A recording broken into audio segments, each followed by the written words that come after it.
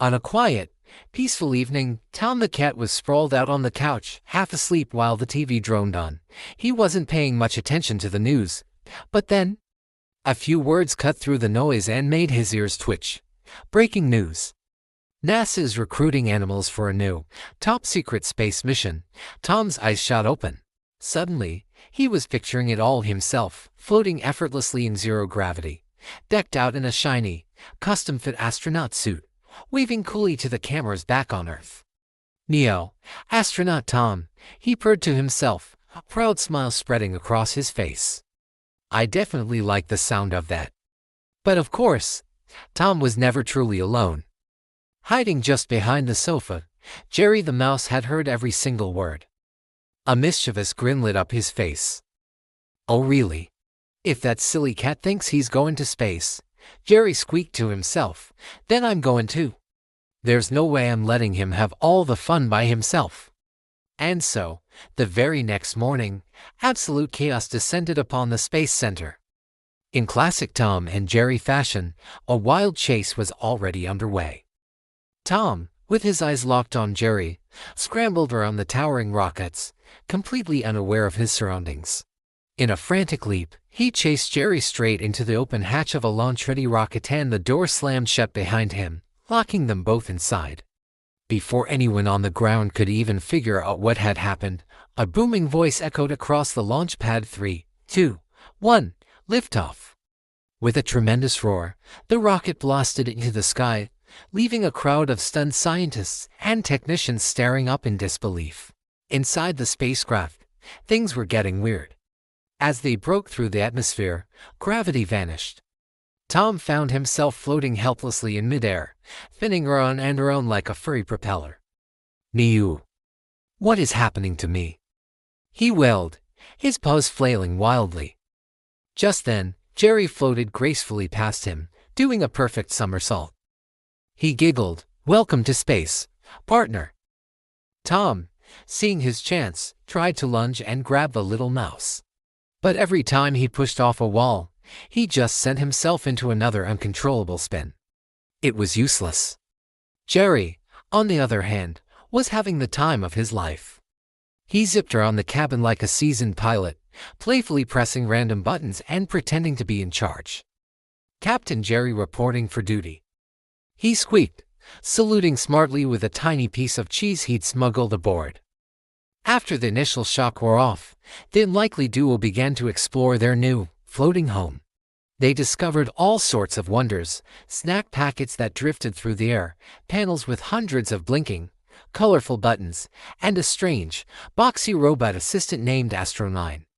"Hello, crew members," the robot announced in a flat, metallic voice. "Welcome aboard. Please, under no circumstances, press the big, shiny red button."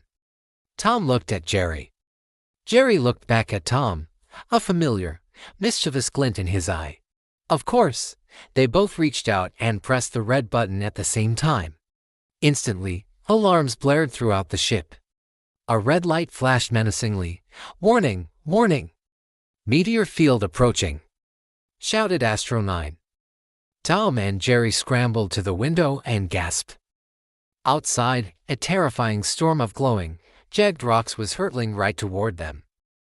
Panicking, Tom grabbed the first thing he could reach, the steering handle, and yanked it hard. The spaceship immediately lurched into a wild, stomach-churning spin. It looped, it twisted, it barrel-rolled through the cosmos. Jerry, squeaking in a mix of terror and excitement, clung tightly to Tom's tail for dear life. After a minute of pure, unadulterated chaos, the alarms finally stopped. They had somehow dodged every single meteor. But in their frantic maneuvers, they had accidentally sent the ship hurtling towards a new destination. Through the window, a giant, pock-marked gray sphere grew larger and larger. They had landed on the moon. Stepping out in their miniature, custom-made spacesuits, the sight that greeted them was absolutely breathtaking. The vast, silent landscape was dotted with craters that glowed with a silvery light, reflecting the distant, beautiful blue Earth hanging in the black sky. Jerry, overcome with joy, took a huge leap and floated high into the air, soaring gently back down. "Look, Tom! I can fly, he chirped, his voice crackling over the radio.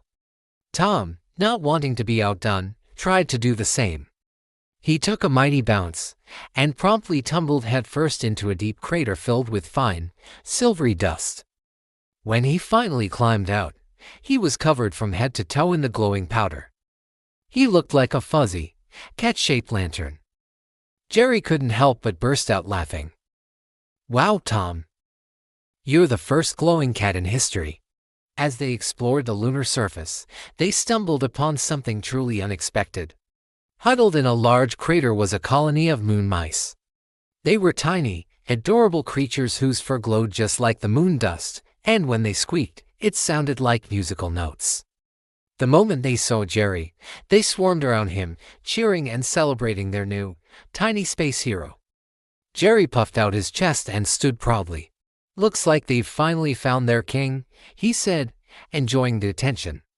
Tom just rolled his eyes. Oh great, more mice. Just what I needed. But their royal celebration was cut short. A massive shadow fell over the crater, and a deep, rumbling growl echoed across the silent moonscape. They looked up and froze. Standing on a nearby ridge was a huge, muscular space dog, guarding a massive flag shaped like a giant bone. It let out a bark so loud it seemed to shake the very ground beneath their feet. Tom and Jerry looked at each other, eyes wide with terror. Run! Jerry whispered. Run! Tom yelled back, and the chase was on again. They scrambled through craters, leaped over moon rocks, and ducked around the wreckage of an old satellite, with the space dog bounding ferociously after them. In the midst of the chaos, Tom was still instinctively trying to grab Jerry. Finally, seeing their rocket in the distance, they made a final, desperate dash. They leaped inside, slammed the hatch shut, and blasted off just as the space dog lunged, its teeth narrowly missing the rocket's tail. Floating safely back towards Earth, Jerry let out a long sigh of relief. Phew! What a trip, huh? Tom, completely exhausted, simply nodded. Next time, he mumbled, I'm taking a vacation, on Mars.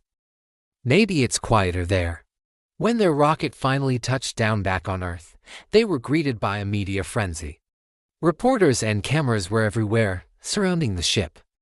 The next day's headlines were plastered with their faces, Tom and Jerry the first cat and mouse in space. At the press conference, Jerry posed proudly on Tom's shoulder, holding up a tiny piece of cheese he'd brought back from the moon. Tom just rolled his eyes at the flashing cameras and muttered under his breath, well, at least there were no ghosts this time. And for once, they both shared a laugh as the crowd cheered. Far, far away, as the camera zoomed out to the twinkling stars, a single, faint meow could be heard echoing through the cosmos. Thanks for watching our little space adventure. If you enjoyed seeing Tom and Jerry's cosmic chaos, don't forget to hit that like button and subscribe for more cartoon fun. See you next time.